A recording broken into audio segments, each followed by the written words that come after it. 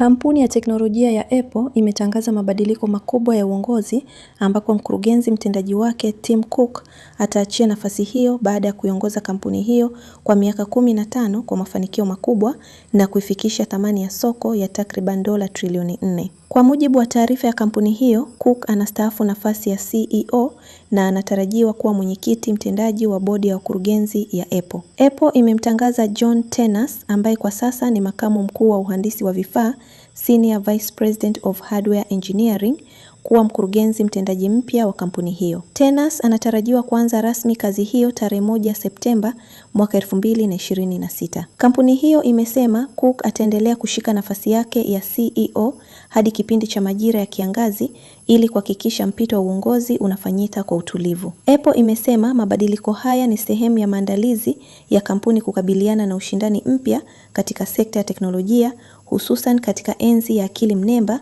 artificial intelligence. Mimi ni Magdalena Emmanuel, asante kwa kunifuatilia.